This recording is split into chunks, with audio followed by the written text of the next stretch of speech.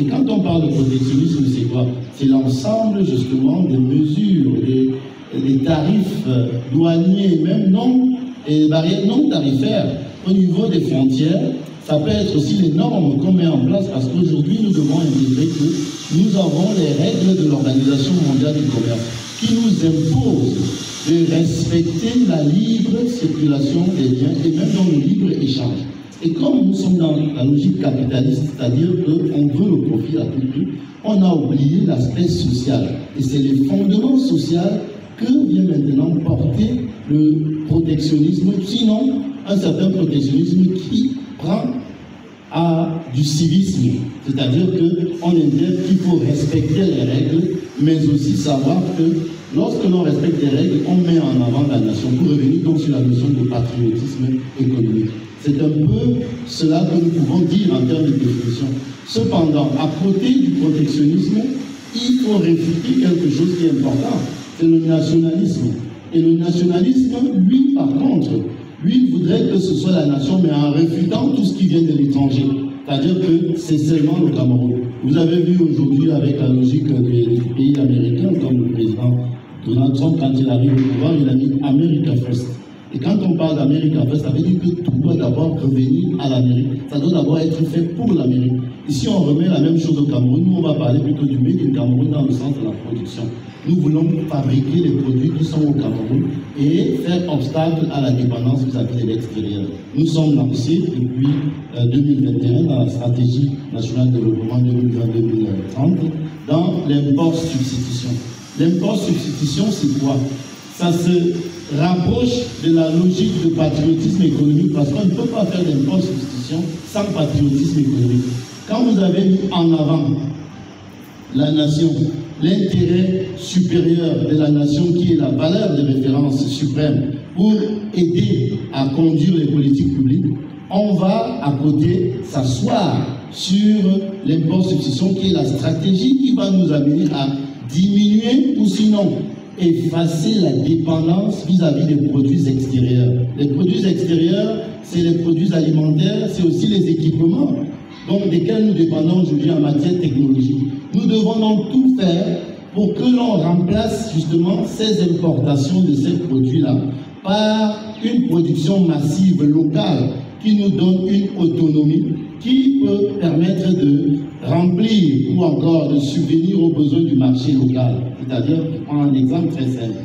Nous dépendons beaucoup plus aujourd'hui du riz, du blé, de l'huile de palme, qui en réalité sont des matières premières valeurs pour fabriquer des pâtes alimentaires, pour faire du savon, pour faire de l'huile raffinée. Et le riz, desquels nos différentes populations dépendent, on peut les remplacer par la consommation, par exemple, du mil, du maïs, des farines de maïs, des farines de manioc. Comment on fait? Il faut donc encourager les initiatives locales en matière de production de ces nutriments-là qui peuvent donc venir se substituer, remplacer progressivement, sinon complètement, la consommation de ces matières et permettre donc maintenant qu'on soit autonome sur le plan de la production. Et par là, on a appuyé à côté de cette stratégie une autre, celle de la promotion des importations. Et quand on parle de promotion des importations, c'est que quand on a déjà davantage de produits, on a produit de façon massive, on peut exporter pour vendre notre label. Et c'est pourquoi on parle donc de travailler sur la qualité et les quantités.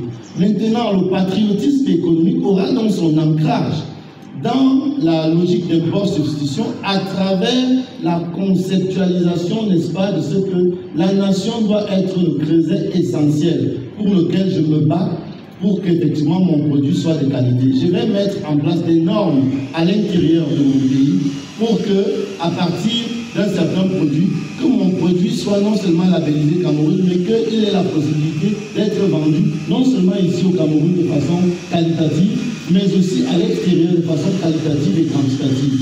Et au niveau maintenant du ministère de la Jeunesse et de l'Éducation civique. Parce qu'il faut toujours amener les choses à ce que nous autres, qu'est-ce qui est attendu de nous dans les politiques publiques que vous développez, les notes que vous envoyez à la hiérarchie ministérielle. Il faudrait intégrer cette dose de patriotisme économique. N'enlevez pas le mot économique parce que l'économie, ça rentre un peu dans la logique de recherche du profit. Mais il faut qu'on regarde que dans les centres de jeunesse, quelles sont les activités qui sont choisies. Elles doivent corréler à la stratégie nationale de développement 2020-2030. Les axes qu'on a choisis, si on a choisi l'agriculture, l'élevage, l'agroalimentaire, pour être les moteurs du développement de notre économie et donc de la stratégie de développement d'industrialisation du Cameroun, il faut qu'au sein du ministère, que dans les centres qui sont choisis, notamment ceux qui font les infrastructures, ceux qui font l'entrepreneuriat, ceux qui font l'insertion sociale, on doit cibler ces secteurs moteurs parce que au sein de la politique d'import-substitution, il faut dire que le véhicule essentiel, c'est la transformation structurelle. Un autre mot, peut-être un autre gros mot qu'on entend parler. Mais la transformation structurelle, c'est quoi? C'est le simple fait de prendre les secteurs les moins productifs, qui sont en réalité l'agriculture et une partie des services, vers les secteurs les plus productifs. On part de l'agriculture pour développer notre pays. Et pourquoi le président de la République a choisi cette stratégie qui se faisait déjà avant tous les pays industrialisés? Peut-être que je n'ai pas précisé, monsieur le ministre, je suis expert de politique industrielle d'abord. Donc, en réalité, pour industrialiser un pays, on part des avantages comparatifs, de ce qu'on a de précieux. On a les ressources naturelles. On a donc au niveau agriculture, on a choisi le numérique, la métallurgie, la pharmacie. Tout cela, c'est par là qu'on va donc développer notre tissu industriel, en commençant donc par transformer par exemple la fève de manioc. Au lieu de prendre la tubercule de manioc autant pour moi, et la vendre pour le cacao, les fèves de cacao, et les vendre tout simplement de façon brute, on gagnerait à les transformer. Parce que quand vous avez transformé, si vous vendez la tubercule de manioc à 300, 500, quand elle est transformée, le Capuca vous donne 4, 5 paquets, 500, 500, vous voyez qu'on a pratiquement gagné en transformant la tubercule en petites graines. On a déjà gagné, quand vous vendez dans les sachets, ça fait 1500 ou 2000, ce que vous auriez dû vendre à 300 francs. Donc on a ajouté de la valeur. C'est la même chose avec l'huile de palme. C'est la même chose avec tous les autres produits qui ont été cités. Donc la transformation structurelle veut que l'on tienne compte des secteurs qui sont les moins productifs, comme l'agriculture, où on produit de façon brute. Mais il faut donc prendre le surplus de l'agriculture qui utilise le maximum de main-d'œuvre pour le mettre maintenant dans les secteurs manufacturés, qu'on appelle maintenant le secteur moderne. Parce qu'en fait, on conçoit le monde économique comme un secteur à deux niveaux. Le secteur moderne qui concerne l'agriculture et une partie des services, et le secteur traditionnel, qui concerne l'agriculture et les services, et le secteur moderne qui concerne l'industrie et donc la manufacture. C'est dans la manufacture que le développement industriel se passe. Et quand on parle de manufacture, on parle de transformation. Tout ce qu'on transforme nous apporte une certaine valeur ajoutée. Et donc, dans les centres de jeunesse, il faut renforcer l'éducation pour rentrer dans les filières. Mettons les jeunes dans les filières. Massirons toute leur énergie. La conception dès la base doit intégrer que le pays est la première valeur sur laquelle on doit se baser pour aller vers le développement. Et chaque fois qu'on doit poser un acte, et ça commence par nous tous, qui sommes des administratifs, à chaque niveau, c'est une conscience en fait professionnelle qui porte le patriotisme économique. On commence dans son bureau à travers l'arrivée ici à 7h15, à travers la note qu'on fait qui doit porter, qui doit être toujours pour créer quelque chose de nouveau, pour ajouter, parce que l'innovation est une valeur forte de la transformation structurelle. On ne peut pas se développer si on n'intègre pas justement qu'on doit innover à travers les champs de compétences que tout le monde sera. Et si chacun d'entre nous investit dans le sens de mettre en avant d'abord le bien du pays, vous savez très bien que ce soit les fonctionnaires, que ce soit les agents de l'État, de façon générale, ceux qui dépendent du code du travail, nous avons une obligation de résultat. Et cette obligation de résultat, elle est au cœur du patriotisme économique. Et qui dit donc patriotisme économique, dit porter sa patrie à travers un certain nombre d'œuvres. L'État a mis en place des mesures qu'on appelle des mesures incitatives pour amener dans votre ministère, je ne vous rappelle pas ce que vous faites déjà, notamment à travers tous les programmes. Monsieur le ministre, nous nous apprécions chaque jour. Et parce que ceux qui sont par exemple au niveau de la diaspora, qui ont vu ce que c'est que le patriotisme économique a apporté aux autres, parce qu'ils ont essayé de protéger leurs industries naissantes. Les anglo-saxons parlent de infant industry. On amène les industries naissantes à se maturer jusqu'à ce qu'elles sortent et on les soutient. D'où la logique dans la stratégie nationale de développement 2020-2030 des champions nationaux. On peut commencer à former les champions nationaux dans les centres de jeunesse où il y a un entrepreneuriat qui est motivé. Il faut qu'on choisisse les secteurs dans lesquels nous allons aller vers le développement industriel de notre pays à travers l'import-substitution, mais aussi la promotion des exportations. Parce que, en fait, pour arriver à mieux définir ces termes, l'import-substitution est l'une des 3 stratégies de développement industriel dans le monde.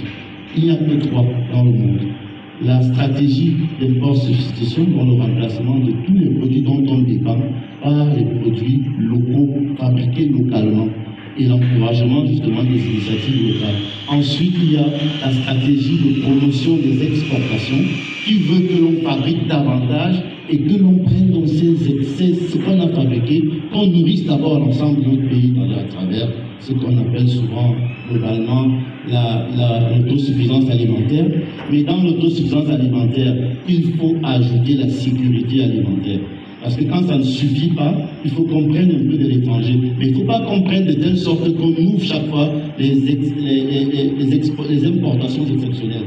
Et la 3e stratégie, qui n'est pas à notre niveau parce qu'il faut atteindre un certain niveau de transformation de son économie, qui est la stratégie des industries industrialisantes. Parce que c'est à partir, par exemple, de la robotique qu'on peut aller vers une 4e, on parle de 4e révolution industrielle, mais nous avons souvent pensé qu'en fait, la 4e révolution industrielle, c'est la continuité de la 3e, parce que c'est le numérique toujours. On rentre dans le numérique, mais en fait, on est parti de l'ordinateur, de l'informatique. Donc aujourd'hui, nous avons ces 2 stratégies que nous devons nous-mêmes nous approprier ici, à travers les actes que nous prenons chaque jour, à travers les programmes qu'on promeut à notre niveau, mais aussi en allant cibler les secteurs que l'État a choisi de mettre en avant pour sortir le Cameroun du marasme économique et surtout dans ce monde concurrentiel que nous avons, notamment la mondialisation où la plupart des États, en France on a le plan 2030 qui justement aide les entreprises les moins fortes, les plus menacées sur le plan international à grandir. Aux États-Unis, c'est la même chose. Dans tous les pays africains, on a la ZLECAf, tout cela rentre dans une sorte de patriotisme économique, mais en réalité, si on considère l'Afrique comme étant une patrie, c'est ce qui se passe en réalité.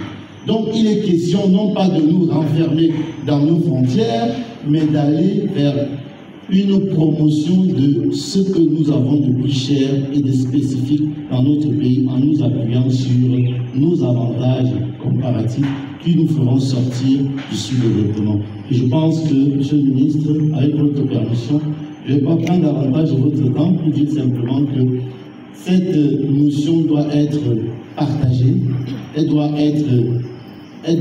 faire l'objet d'appropriation par chacun des Camerounais, pas seulement à notre niveau des fonctionnaires, mais ça intègre aussi tous ceux du secteur privé qui doivent tirer justement le Cameroun vers l'euro, parce que tous les secteurs privés dans le monde, c'est eux qui ont développé les États. Nous sommes dans le désengagement. Il faudrait qu'à partir de notre niveau, nous sachions accompagner les efforts des pouvoirs publics à travers justement l'ensemble des politiques publiques qui sont mises en place. Je voudrais vous remercier de votre aimable attention.